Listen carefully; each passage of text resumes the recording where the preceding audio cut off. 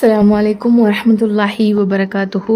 அளவற்ற அருளாளனும் நிகரற்ற அன்புடனுமாகிய அல்லாஹிற்கு எல்லா புகழும் ஏக இறைவனின் சாந்தியும் சமாதானமும் நம் அனைவரின் மீதும் என்றென்றும் உண்டாவதாக ஆமீன். அல்ஹம்துலில்லா. லாஸ்ட் வீடியோவில் யாரெல்லாம் எனக்கு துவா செய்யுங்கன்னு சொல்லியிருந்தீங்களோ அந்த ஒவ்வொருத்தருக்காகவுமே நாங்கள் துவா செஞ்சோம். எங்களுக்காக நீங்கள் துவா செய்யுங்க. ஒரு முஸ்லீம் இன்னொரு முஸ்லீமுக்காக மறைமுகமாக துவா செய்யும்போது அல்லாஹு தாலா அந்த துவா உடனே கபூல் செய்கிறான். மேலும் பக்கத்தில் ஒரு மலக்கு நின்று கொண்டு அல்லாஹ் இவருக்கும் நீ அதே போல் கொடு அப்படின்னு நமக்காக துவா செய்கிறாங்க. அதனால் துவாவின் மூலம் ஒன்றிணைவோம் இன்ஷா அல்லாஹ். இன்றைக்கி என்ன பார்க்க போகிறோம் அப்படின்னா, அதாவது திக்ருகள்லையே அதிகமான நன்மைகளை தரக்கூடிய திக்ர் அப்படின்னு ரசூலுல்லாஹ் சொன்னதையும் அந்த திக்ருகளுடைய பலனை பற்றியும் பார்க்க போகிறோம். ஒவ்வொரு முறையுமே நம்ம திக்கரை கொண்டும் குரான் வசனங்களை கொண்டும் அல்லாஹ் வளைக்கும் போது அல்லாஹு தாலா நம்மளுக்கு பதில் அளிக்கக்கூடியவனாக இருக்கான். மேலும் அந்த திக்கருங்கிறது நம்மளை இம்மையில் மட்டும் அல்லாமல் மறுமையிலையும் நம்மளை உயர்த்தக்கூடியதாக இருக்குது. அதுக்கான மகத்தான கூலியும் நம்மளுக்கு இம்மையில் மட்டும் அல்லாமல் மறுமையிலையும் கிடக்கு இன்ஷா அல்லாஹ். திக்ர் அப்படிங்கிறது நம்மளுக்கு கண்ணியத்தை வழங்கக்கூடியதாக இருக்குது. நம்ம வெறும் நம்ம உதடுகளால் சொல்கிறது மட்டும் திக்ர் கிடையாது.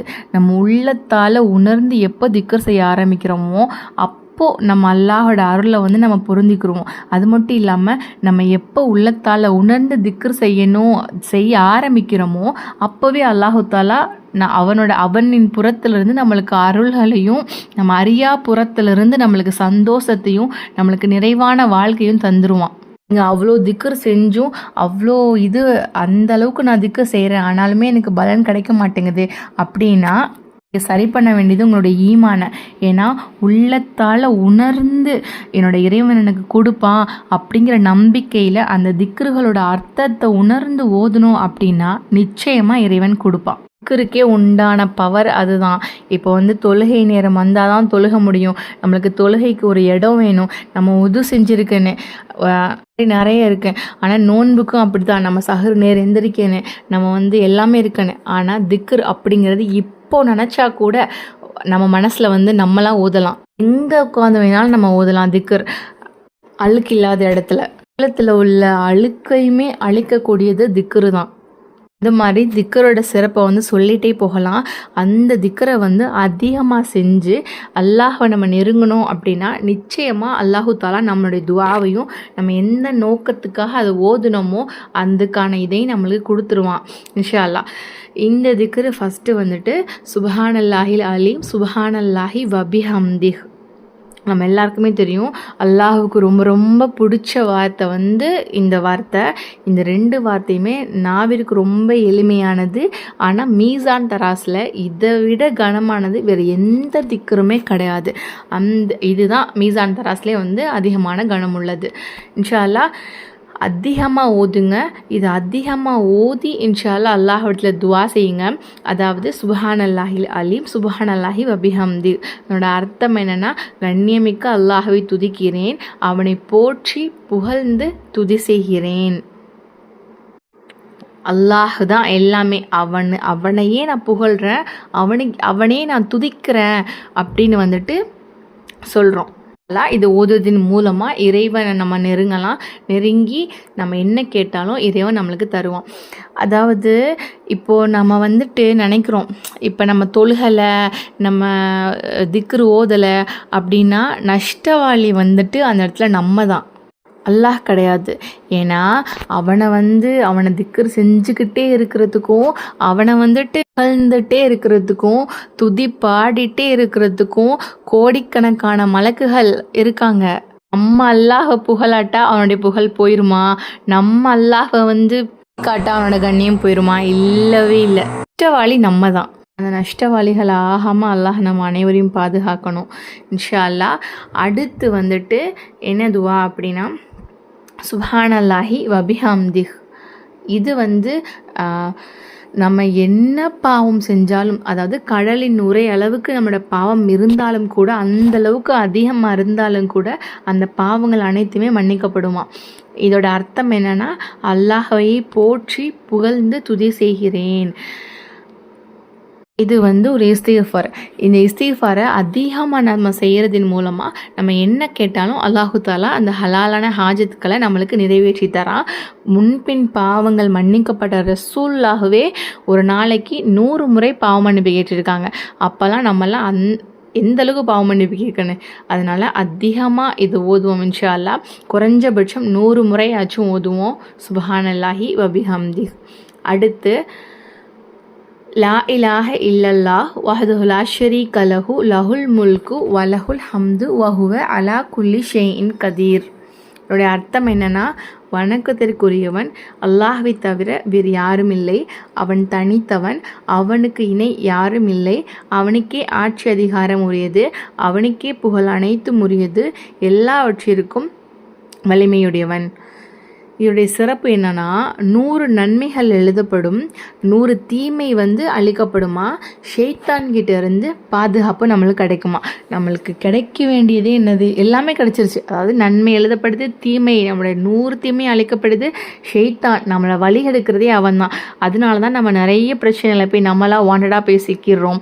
இல்லை அப்படின்னா நம்மளுக்கு நிறைய குழப்பங்களை ஏற்படுத்துறது இது எல்லாமே ஷைத்தான் தான். அப்போ இந்த திக்ரை நம்ம ஓதணும் அப்படின்னா ஷைத்தான்கிட்ட இருந்தே நம்மளுக்கு பாதுகாப்பாக அல்லாஹு தாலா கொடுக்குறான். மேலும் இறைவன்கிட்ட இருந்து ஒரு மகத்தான கூலியும் கிடைக்கும். அடுத்து அல்ஹம்துலில்லாஹி ஹம்தன் கசீரன் தொய்யிபன் முபாரகன் ஃபீஹ். அல்ஹம்துலில்லாஹி ஹம்தன் கசீரன் தொய்யிபன் முபாரகன் ஃபீஹி. அர்த்தம் என்னன்னா, தூய்மையும் வளமும் வாய்ந்த அதிகமான புகழ் அனைத்தும் அல்லாஹ்விற்கே உரியது. அதாவது இப்போ நம்ம ஒரு நம்ம இப்போ துவா ஓதுறோம் அப்படின்னா நம்முடைய நன்மை தீமை பதிவு செய்கிறதுக்கு தான் நம்முடைய தோழர் 2 மலக்குமார்கள் இருக்காங்க. அந்த இப்போ நன்மை செஞ்சாலும் ஒரு மலக்கு எழுதுவாங்க, தீமை செஞ்சாலும் ஒரு மலக்கு எழுதுவாங்க. இப்போ இந்த வார்த்தை இந்த திக்ரை நம்ம சொல்லிட்டோம் அப்படின்னா இதை எழுதுறதுக்கு, இதை இறைவன்கிட்ட கொண்டு போகிறதுக்கு 12 மலக்குமார்கள் போட்டி போடுவாங்களாம். இது நான் தான் கொண்டு போவேன்ட்டு 12 மலக்கு போட்டி போடுவாங்களாம். அந்த அளவுக்கு ஒரு கனமான, ஒரு சிறப்பான, ஒரு மகத்துவமான வார்த்தை தான் இந்த அல்ஹம்துலில்லாஹி ஹம்தன் கசீரன் தொய்யிபன் முபாரகன் ஃபீஹி அப்படிங்கிறது. அதனால் இதையும் அதிகமாக ஓதி இறைவன்கிட்ட மன்றாடுங்க. உங்களுடைய தேவைகள், உங்களுடைய நாட்டங்கள் நிச்சயமாக அல்லாஹ் தஆலா நிறைவேற்றி தருவான். அடுத்து இந்த ஒரு இது ஜுவைர் ரலியல்லாஹு அவங்க அறிவிக்கிறாங்க. சுப்ஹானல்லாஹி வபிஹம்தி அதத ஹல்கிஹி வரிவா நஃப்சி ஜினத அர்ஷிஹி வமிதாத கலிமாத்திஹி. சுப்ஹானல்லாஹி வபிஹம்தி அதத ஹல்கிஹி வரிவா நஃப்சிஹி ஜினத அர்ஷிஹி ஒமிதாத கலிமாத்திஹி. அல்லாஹுடைய படைப்புகளின் எண்ணிக்கை அளவுக்கும் அது உவக்கும் அளவுக்கும் அவனோட அரியணையின் எடை அளவுக்கும் அவனுடைய சொற்களின் எண்ணிக்கை அளவுக்கும் அல்லாஹ்வை போற்றி புகழ்ந்து அவனை தூயவன் என துதிக்கிறேன். இது எவ்வளோ பெரிய நன்மையான வார்த்தைகள் அப்படின்னா, இந்த வார்த்தை ஜுவைர் ரலியல்லாஹு தொழுதுட்டு லுஹர் டைமில் ரசூலுல்லாஹ் ஃபஜ்ர் டைமில் ரசூலுல்லாஹ் தொழுதுட்டு அவங்கள பார்ப்பாங்க. அப்போ அவங்க திக்ர் செஞ்சிட்ருப்பாங்க. அப்போ அவங்க போயிட்டு கொஞ்ச நேரம் கழிச்சு வருவாங்க. அப்போவும் திக்ர் தஸ்பீஹ் செஞ்சிட்ருப்பாங்க. திரும்ப ரசூலுல்லாஹ் போயிட்டு வருவாங்க. அப்போவும் அவங்க தஸ்பீஹ் செஞ்சிட்ருப்பாங்க. உடனே அவங்க ரசூலுல்லாஹ் கேட்பாங்க, நான் போனதுலேருந்து இப்படி தான் உட்காந்து நீங்கள் தஸ்பீஹ் செஞ்சிட்ருக்கீங்களா அப்படின்னு. ஆமாம் யா ரசூலுல்லாஹ் அப்படிம்பாங்க. அதுக்கு ரசூலுல்லாஹ் சொல்லுவாங்க, இப்போ நான் உனக்கு ஒரு வார்த்தை சொல்லி கொடுக்குறேன். அந்த வார்த்தைகளை நீ ஓதிட்ட அப்படின்னா அது ஒரு முறை சொன்னால் 3000 ஆண்டுகள் தஸ்பீஹ் செய்த நன்மை கிடைக்கும் அப்படின்னு சொல்லியிருப்பாங்க. சுப்ஹானல்லாஹ். என்னுடைய வார்த்தைகளுமே அவ்வளோ ஒரு அழகான வார்த்தைகள். அல்லாஹ் அந்தளவுக்கு, அதாவது அல்லாஹோட படைப்புகள் என்ன, மனுஷன், மிருகங்கள், இந்த மாதிரி எல்லா படைப்பு அல்லாஹோட படைப்பு, அவனோட எல்லாமே அல்லாஹோட படைப்பு தான். அப்போ அந்த படைப்புகளோட எண்ணிக்கை எவ்வளவு இருக்கும், அந்த அளவுக்கும் அவன் உவக்கிற அளவுக்கும் அவனோட அரியாசனம், அவனுடைய சிம்மாசனத்தோட எடை அந்த அளவுக்கும் அவனுடைய சொற்களின் எண்ணிக்கை அளவுக்கும் அல்லாஹ் போற்றி புகழ்ந்து அவனை தான் தூயவன் நான் துதிக்கிறேன் அப்படிங்கிற ஒரு வார்த்தை. இன்ஷா அல்லாஹ் இதை அதிகமாக ஓதி இதன் மூலமும் நம்ம அல்லாஹ்வை நெருங்குவோம். அடுத்து இந்த ஒரு திக்ருக்காக இது சொல்லும்போது ரசூல்லாவே வந்து ஆச்சரியப்பட்டிருக்காங்க. ரசூல்லாக வந்து தொழுகை வச்சுட்டு உட்காந்துட்டு இருப்பாங்க. அப்போ பின்னாடி இருந்து ஒரு மனிதர் வந்து இந்த வார்த்தையை சொல்லுவாங்க. அப்போ சொல்லும்போது ரசூல்லா திரும்பி பார்த்து இந்த வார்த்தைகளை சொன்னது யார் அப்படின்னு கேட்பா. யார் ரசூலா, நான் தான் அப்படிம்பாங்க. உடனே வந்து இங்கே சொல்லுவாங்க, இது ரசூலா சொல்லுவாங்க, இந்த வார்த்தையை வந்து நீங்கள் சொன்னதுனால வானத்தோட வாசல் வந்து திறந்துருச்சு அப்படின்னு சொன்னாங்க. அதிலிருந்து அந்த சஹாபி ஒரு நாள் கூட இந்த வாசகங்களை சொல்லாமல் தூங்கவே மாட்டாங்களாம். அந்தளவுக்கு இது என்ன வார்த்தைகள் அப்படின்னா, அல்லாஹ் அக்பர் கபீரா வல்ஹம்துலில்லாஹி கசீரா சுப்ஹானல்லாஹி புக்ரத வஅசீலா. அல்லாஹ் அக்பர் கபீரா வல்ஹம்துலில்லாஹி கசீரா சுப்ஹானல்லாஹி புக்ரத வஅசீலா. அல்லாஹ் மிக பெரியவன் என்று பெருமைப்படுத்துகிறேன். எல்லா புகழும் அல்லாஹ்வுக்கே உரியது என்று அதிகமாக போற்றுகிறேன். அல்லாஹ் பரிசுத்தமானவன் என்று காலையிலும் மாலையிலும் அவனை துதிக்கிறேன். இதுதான் அந்த வார்த்தை. இந்த திக்ரை கொண்டு அல்லாஹ்வை நம்ம நெருங்கி நம்மளுடைய நாட்டங்களை கேட்போம். இம்மையிலையும் மறுமையிலையும் மகத்தான கூலியை அல்லாஹ் நம்மளுக்கு தருவான். பார்த்த திக்ர்கள் எல்லாத்துக்குமே நம்மளுக்கு வந்து மலக்குகள் தான் பதிவிடுவாங்க. அதாவது நன்மை தீமையை நம்ம பார்த்தோம். இப்போது நான் சொல்ல போகிற திக்ரு வந்து அல்லாஹ் வந்து மறைச்சிருக்கானா, இந்த துவாவுடைய நன்மையை அல்லாஹு தாலா மறைச்சிருக்கான் மீன்ஸ் இந்த ஃபுல் ஹதீஸை கேளுங்க. ஒரு முறை நபி ஸல்லல்லாஹு அலைஹி வஸல்லம் அவங்க சொன்னாங்களாம், எல்லாம் அவங்க அறிவிக்கிறாங்க,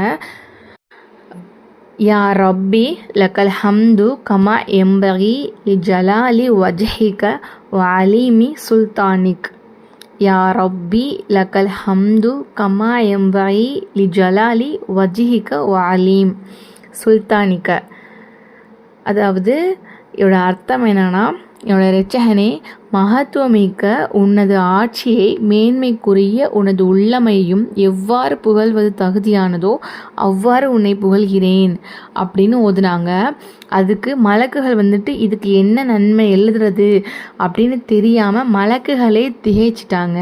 உடனே அல்லாஹ்ட்ட போய், யா அல்லாஹ், உன்னுடைய இந்த அடியான் வந்துட்டு இந்த மாதிரி ஒரு வார்த்தையை சொல்லிட்டாங்க, அதுக்கு எவ்வளோ நன்மை நாங்கள் எழுதுறது அப்படின்னு கேட்குறதுக்கு அல்லாஹ் தாலா எல்லாத்தையுமே அறிஞ்சிருந்தோம்.